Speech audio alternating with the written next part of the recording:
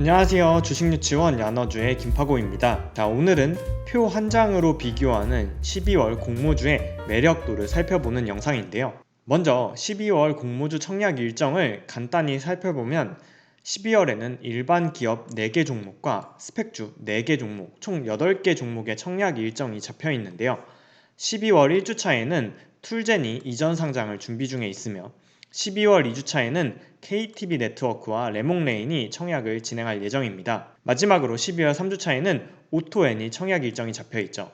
또한 스펙 종목은 12월 2주차에 하이스펙 7호와 교보스펙 11호가 12월 3주차에는 NH스펙 22호와 하나금융스펙 20호가 청약 일정이 예정되어 있습니다. 이러한 2021년 12월 공모주 투자자가 주목할 만한 종목은 무엇일지, 이전 상장을 준비하는 툴젠 레몽레인, 토스를 품고 있는 KTB 네트워크, 자동차 플랫폼을 지향하는 오토엔을 표 한 장에 비교해 보도록 할 거고요.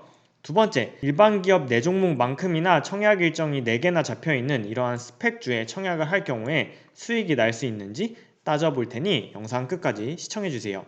자, 바로 본론으로 들어가 볼 텐데요. 12월 공모주 청약을 진행하는 툴젠, KTB 네트워크, 레몽레인, 오토엔의 비즈니스 모델 분석, 공모가 산정 분석, 그리고 유통 정보를 분석해서 결론부터 말씀드리면 툴젠은 플러스 점수 하나에 마이너스 점수 2개, KTB 네트워크는 3개의 플러스, 레몽레인은 1개 플러스 2개 마이너스, 오토에는 1개 플러스, 1개는 중립, 1개는 마이너스 점수를 받아서 KTB 네트워크가 가장 매력적으로 판단하고 있는데요. 그 내용을 자세히 하나씩 살펴보도록 하겠습니다. 자, 먼저 비즈니스 모델을 분석해 볼 텐데요. 툴젠의 경우에는 유전자 가위라는 특허 기술을 판매하는 회사인데요.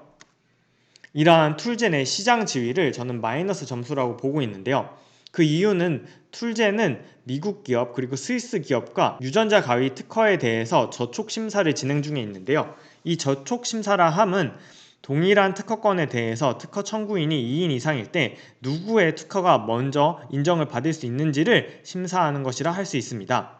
툴젠의 투자 설명서를 살펴보면 툴젠 입장에서는 본인들이 특허 청구를 먼저 했기 때문에 다른 2개의 기업보다 조금 더 우월하다. 특허 소송에 있어서는 최종 결론까지 가기 전에 2개의 회사가 협의를 통해서 끝내는 경우가 많고, 툴젠은 본인들이 특허권에서 우위가 있기 때문에 해당 2개의 기업들에게 아무래도 특허 사용료를 받게 될 것이다 라고 투자 설명서에 나와 있는데요.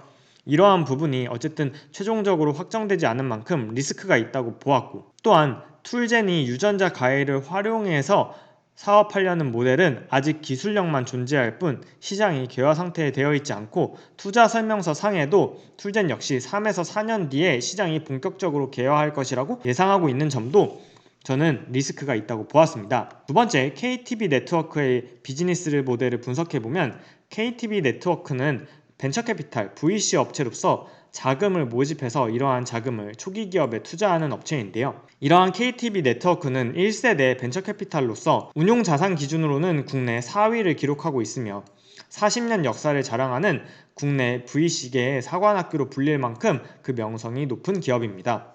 또한 토스의 초기 투자자로 알려져 있는데요. 현재 토스의 몸값이 8조 원에 육박할 만큼 KTB 네트워크가 초기 투자할 때보다 몸값이 많이 올라간 만큼 토스가 이후에 상장하거나 KTB 네트워크가 보유 지분을 엑시트할 수 있을 때 그 이익이 엄청나게 커질 것으로 시장은 기대하고 있는 상황이라는 점에서 저는 플러스 점수를 주었습니다. 세 번째, 레몽레인은 컨텐츠, 즉 예능과 드라마를 제작하는 회사인데요. 레몽레인의 투자 설명서를 살펴보면 이러한 중소형 제작사는 600여 개가 넘는 업체들이 난립해 있는데, 이 중에서 레몽레인은 800억 원 미만의 매출을 일으키는 중소형 제작사로 볼 수 있습니다.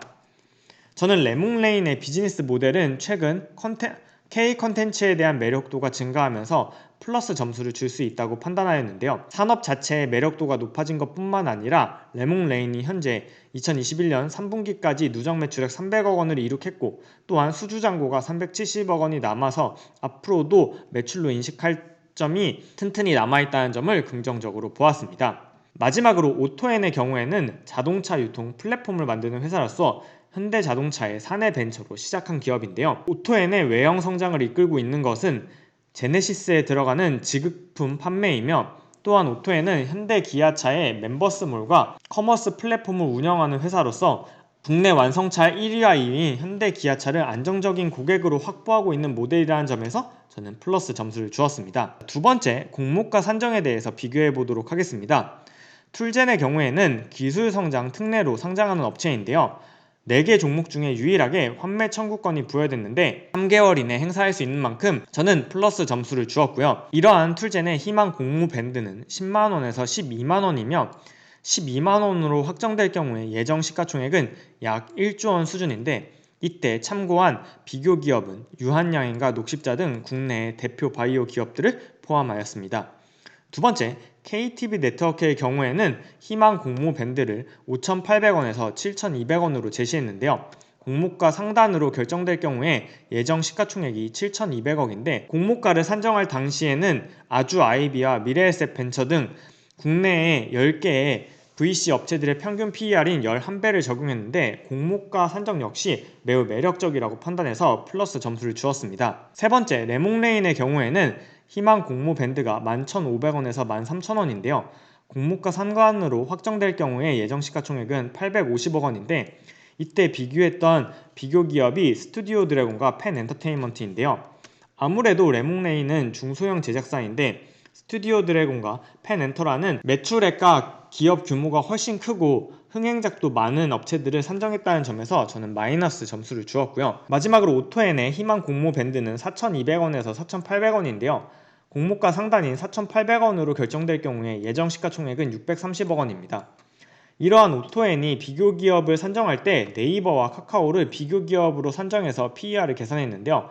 저는 아무리 플랫폼 기업이라고 하더라도 네이버와 카카오와 같은 선상에서 비교했다는 점에서 마이너스 점수를 주었습니다. 자, 마지막으로 비교 항목 세 번째, 유통정보인데요. 먼저 툴젠의 경우에는 코넥스에서 이전 상장하는 종목이라는 점이 부담으로 꼽히는데요. 오버행 이슈가 큰데 유통 가능 수량이 상장일날 500만 주 64%가량이 돼서 상장일날 매물로 쏟아질 물량이 많다는 점과 특히 코넥스 이전 상장하면서 기존 주주들의 물량 또한 많다는 점에서는 저는 마이너스 점수를 주었고요. 두 번째, KTB 네트워크의 경우에는 유통 가능 수량이 신규 공모 물량인 2천만 주 전체의 20%만이 가능한 점과 기관이 확약을 결 경우에 더 낮아질 수 있기 때문에 저는 플러스 점수를 주었습니다. 세 번째, 레몽레인의 경우에도 툴젠과 마찬가지로 코넥스에서 이전 상장하는 종목이라는 점이 조금 부담으로 작용하는데요. 실제 상장일날 유통 가능 수량은 300만 주가량, 전체 물량의 47%라는 점에서는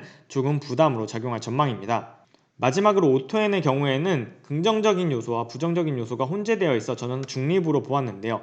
그 이유는 유통 가능 수량이 40%로 꽤나 많지만 현대차의 사내 벤처로 시작한 만큼 주요 주주의 현대차가 8%의 지분을, 기아차가 5%의 지분을 가지고 있는 것은 긍정적으로 보았습니다. 12월 공모주 청약을 진행하는 이 4가지 종목의 우연한 특이사항은 바로 최대 주주가 다 상장 회사라는 점인데요. 툴젠은 최대 주주가 제넥신, KTB 네트워크는 KTB 투자증권, 레몽레인은 위즈윅 스튜디오가 그 최대 주주입니다. 오토엔의 경우에는 창업자인 대표이사가 최대 주주이지만 현대 기아차가 주요 주주로 참여하고 있다는 점이 눈에 꼽히네요. 결국 결론적으로 저는 툴젠에는 플러스 점수 1개와 2개의 점수의 마이너스를, KTB 네트워크에는 3개의 플러스를, 레몽레인에는 1개의 플러스와 2개의 마이너스를, 오토엔에는 1개의 플러스와 1개의 중립 그리고 1개의 마이너스 점수를 주었습니다. 자, 이러한 표를 조금 더 간단하게 요약 정리해보면 이렇습니다. 12월 공모주 청약에 있어서 김파고가 판단하는 매력도 1순위는 단연 KTB 네트워크입니다.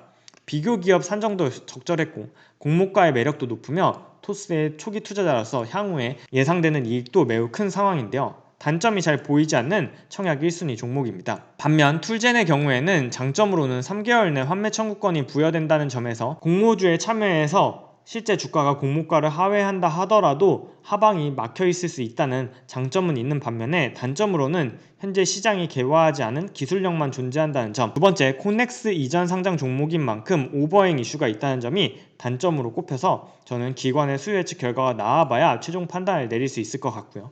레몽레인의 경우도 장점으로는 디즈니 플러스, 넷플릭스 등 OTT들의 치열한 경쟁에 따라서 콘텐츠 제작사에 대한 기대감이 시장에서 높아지고 있는 상황이 장점인 반면에 단점으로는 2011년 성균관 스캔들 이후에 제작했던 뚜렷한 대표작이 없는 것이 단점으로 꼽히고, 또한 코넥스에서 이전 상장한다는 점도 오버행 부담으로 작용할 전망입니다.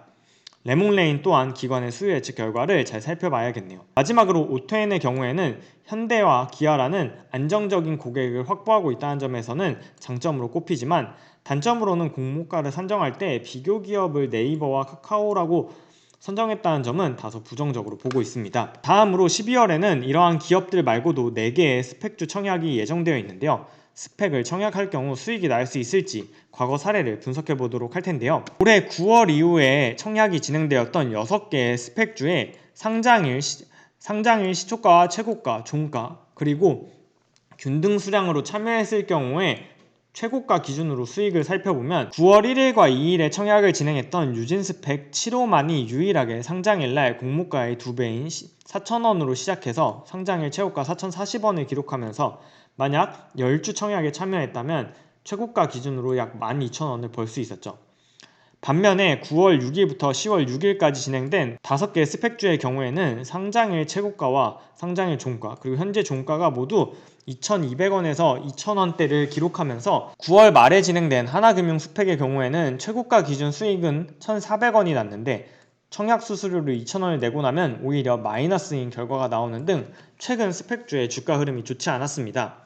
이러한 점을 감안했을 때 12월에 진행되는 스펙주 청약에도 큰 재미를 보지 못할 가능성이 높다고 저는 보고 있습니다. 자, 오늘의 영상 최종적으로 정리해보면 12월 공모주 투자자가 주목할 만한 종목으로는 먼저 KTB 네트워크를 가장 주목하고 있고요. 스펙주 청약에는 아무래도 재미가 없을 거라고 판단하고 있습니다. 자, 늘 말씀드리지만 본 영상은 공모주 청약 권유 영상이 아니라는 점 주의사항으로 알려드리고요. 또한 12월 청약이 예정된 종목을 가볍게 스크리닝 해보았는데요. 기관의 수요 예측 결과에 따라서 공모가가 얼마에 확정되고 의무 보유 확약 비율은 얼마나 되며 기관이 신청 당시에 가격은 어느 정도로 제시했는지 등을 추가적으로 팔로우업 할 필요가 있겠으니, 이러한 점들이 궁금하신 분들은 야너주 채널 구독 및 좋아요, 그리고 영상 알림 설정 부탁드릴게요. 자, 오늘 영상은 여기까지입니다. 오늘도 시청해주신 여러분 감사드리며 저 김파고는 다음 영상에서 다시 인사드릴게요. 그럼 다음 영상에서 만나요. 안녕.